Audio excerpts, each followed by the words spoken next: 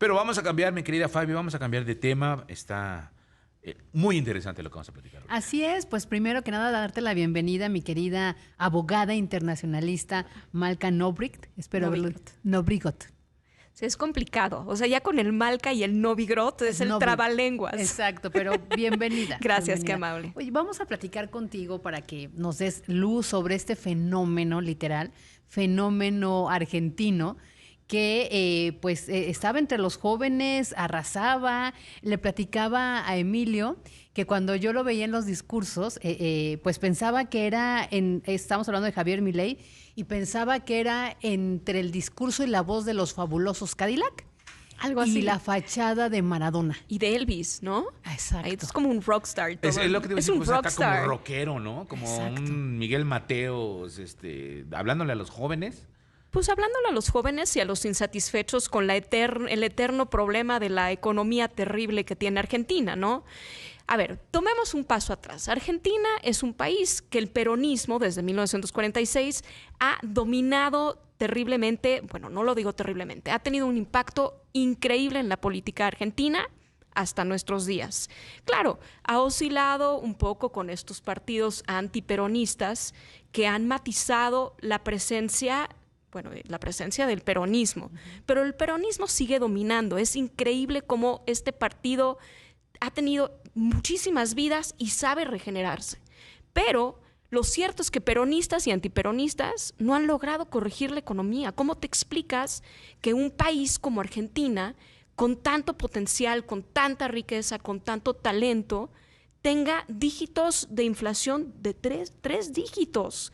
No logran controlar la economía. Y creo que la gente está harta un poco, porque también la democracia significa, y creo que no solo en Argentina, la democracia significa poco si no se manifiesta en el bolsillo de las personas y en un nivel de bienestar más grande para todos, ¿no? Y creo que eso es lo que está sucediendo en Argentina. Creo que el clavo más grande fue con Macri, con Mauricio Macri. En el 2015 creo que empieza el problema, el antiperonista. Se crearon expectativas enormes de que iba a mejorar la economía y creo que se planteó una disyuntiva. Y ahí viene un poco este discurso de Milei. Cuando entra Macri, plantea que se tiene que hacer o un shock enorme en la economía o reformas graduales. Se opta por las reformas graduales, que al final del día no generan nada, no generan un cambio. Es más, tiene que pedir otro de los múltiples rescates al FMI. Sí. Y entonces la gente dice, bueno, a ver, ¿por quién votamos? Es que ese es el tema de la democracia. Sí, estamos eligiendo, pero elegimos el menos peor, o quién nos va a resolver este problema, ¿no? Se ha convertido como una especie de moda, de votar por el menos peor. Pues sí, no hay opciones así que de alguien que te superconvenza. En estos países la verdad es que votas por el menos peor y que menos te va a llevar a la ruina, ¿no? Que haga estos cambios tan trascendentales que restrinja tus libertades, ¿no? Y los argentinos creo que están en esa disyuntiva. Y después viene este hombre rockstar a hablar un idioma completamente diferente para la dinámica de la política argentina, ¿no? Habla un idioma que no sigue el esquema de político, porque no lleva mucho tiempo en la política. Digamos que empieza el Partido Libertario un poco a subir en el 2015, en el 2019 va ascendiendo un poco más, y ahorita es impresionante las ganancias que en tan poco tiempo ha tenido este candidato, que surge del esquema, que rompe un poquito y que lo plantea además, porque sus planteamientos son brutales, de crear un shock en la economía. Él dice gobernar con tijeras, gobernar con todo, plantea romper este engrosamiento del Estado, que es muy del corte peronista, ¿no? El corte peronista era, sí, benefició, hay que decirlo, en su momento trajo grandes beneficios. ¿Por qué? Porque trajo reformas laborales importantes, muchas victorias laborales se lograron a través del peronismo. La clase media, cuando en Latinoamérica no había clase media, en Argentina se consolidó la clase media, pero su discurso y sus medidas son obsoletas. Sí, se fueron agotando. Milei plantea que hay que adelgazar el Estado, que hay que hacer un shock en la economía, que ya basta de ayudas, y ahí viene el tema, un poquito, ojo, por eso yo creo que en esta elección presidencial no le fue tan bien porque se echó a todo mundo a cuesta, dice cosas, en vez de vender el paraíso como lo hacen todos los políticos, este hombre está hablando de golpear con todo, quitar subvenciones, que el 50% de las personas viven de subvenciones de electricidad y de miles de cosas en Argentina, ¿no? Entonces, crea este discurso que como que mueve al electorado, pero a la vez el mismo electorado, hicieron una encuesta, el mismo electorado le tiene un miedo pavor,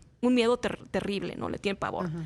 Entonces, es una disyuntiva muy interesante. Yo no sé si va a llegar a ser presidente. Creo que Sergio Massa, que es el ministro de Economía, curiosamente, ¿no? La economía va pésimo y este hombre va ascendiendo. ¿Cómo se explican? Y creo que se explica un poco porque el discurso de Milei divide, crea mucho miedo en un electorado que de por sí ya tiene mucho miedo. O sea, mucho del electorado latinoamericano está reaccionando al miedo. De hecho, justo pues Massa, el equipo de campaña, utilizó esto para contrarrestar a Milei, ¿no? Creo que había publicidades que decían, con Massa te cuesta esto el transporte o el metro, ¿no? Vamos a poner 5 pesos argentinos. Con Milei, el doble. Sí, entonces, el método del miedo. De hecho, el ministro de Transporte salió a decir, los que van a votar por Milei, bájense de las subvenciones, ¿no? Uh-huh. Y todo el mundo, a ver, por favor, o sea, la gente está luchando con conservar su trabajo. Los salarios no han subido, están muy castigados. O sea, imagínate si les dices al electorado, te voy a quitar todas esas subvenciones por una persona que, digámoslo con todas sus letras, incluso si logra ganar, va a ser muy difícil que gobierne. Él no tiene comprado o sea, no tiene el pase directo del Congreso. Él ha dicho que no importa, que va a gobernar con referéndums, pero los referéndums vinculatorios siguen un proceso muy complicado en Argentina, entonces ni eso tendría. Uh-huh. ¿Qué va a hacer? ¿Referéndums sin capacidad de vinculación? Muy complicado. O sea, yo creo que estas reformas, o sea, una cosa es crear un shock en el electorado y otra muy diferente es lo que puedes cumplir en esas promesas. Pero a ver, yo ahí tenía primero una visión de cómo se estaba moviendo este mapa electoral en Argentina. Primero, todo este voto que iba a favorecer a Milei, que era un voto de hartazgo, de molestia, de los jóvenes que de alguna manera veían en Massa un asunto del tradicionalismo y muy mal el tema de la economía, etcétera. Entonces empezaron a ver a Milei como esta alternativa de Sisi. Uh-huh. Pero cuando él se empieza a vender este sueño, pues prendido yo creo que de alfileres, de la dolarización, sí, el desencanto vino justamente con las encuestas, que las encuestas lo daban por arriba de muchos, las alternativas. Y de repente, cuando se hacen estas votaciones primarias el domingo, la gente terminó desencantándose y diciendo, no, mejor voy por lo seguro. Y entonces eso yo creo que ya le quita prácticamente la posibilidad, creo yo, de poder ser presidente. Pero ahora sí, ¿qué va a pasar con aquellos que no quieren a Milei, que tampoco quieren a Massa? ¿Hacia dónde van a ir? Pero eso es lo que hace la segunda ronda, lo que yo creo que es maravilloso. Tener una segunda ronda divide al electorado, o con uno o con el otro. Entonces, quien llegue va a tener la legitimidad de haber sido elegido por una mayoría de personas. Uh-huh. Vamos a ver, o sea, todavía la verdad es que no está nada definido. Esta elección se ha movido de una forma, es más, Massa nunca se preveía que iba a ganar las encuestas políticas habían dicho que era Milei y Milei, punto. Sí. Y no fue eso, fue una diferencia casi de 6 puntos, enorme en una elección. La verdad es que no podemos saber. El 19 de noviembre puede ser que nos llevemos una sorpresa, puede que no. Lo cierto es que una generación joven no viene de esta tendencia peronista. Estas personas que votan por esta educación peronista llevan años siendo indoctrinadas con ideas de izquierda, con ideas de peronismo, y la educación se politizó desde siempre en Argentina, ¿no? Entonces, los jóvenes ven otro mundo y también no les gusta, creo que muchos jóvenes están reaccionando a un fenómeno mucho más grande en Latinoamérica, de que no les gusta esta izquierda tipo Maduro, tipo Castro, tipo que están viendo. En Argentina eso no se digiere tanto como en otros países latinoamericanos.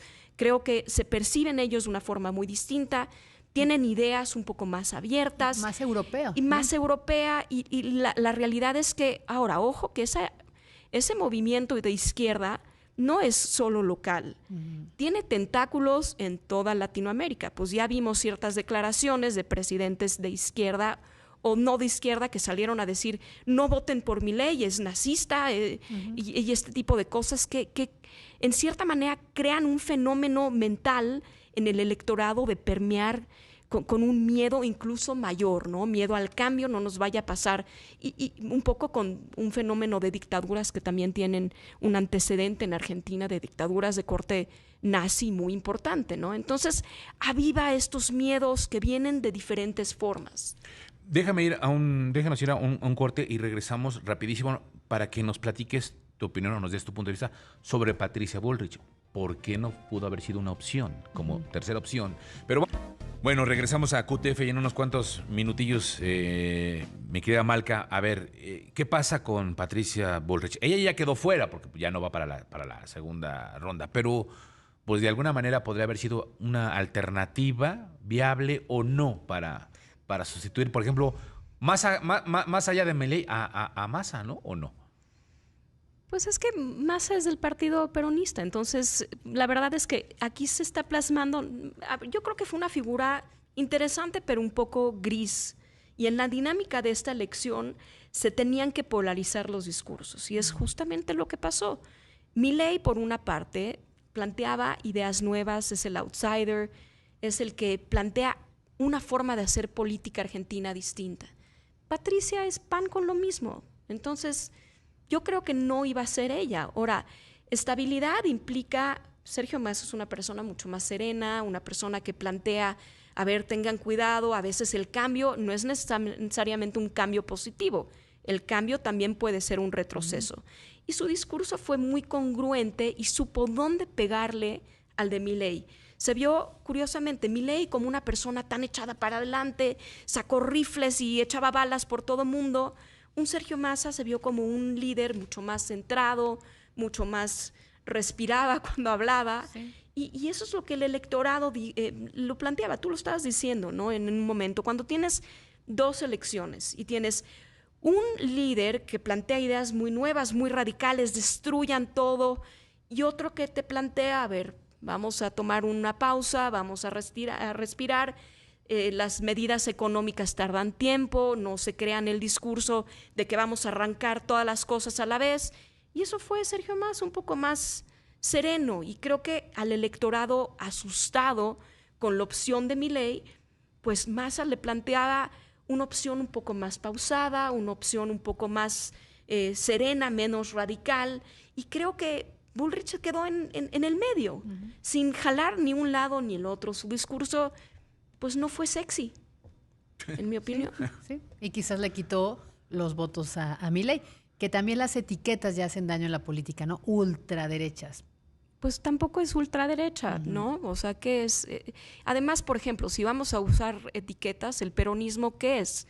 Porque el mismo peronismo ha tenido líderes que van de un lado y para el otro y oscilan en este abanico, ¿no? Y la política argentina, poner etiquetas, lo que pasa es que esas etiquetas asustan otra vez. Fueron medidas, fueron pensadas, donde tú le dices ultraderecha a alguien y bueno, se asusta, y más con el antecedente de la política argentina.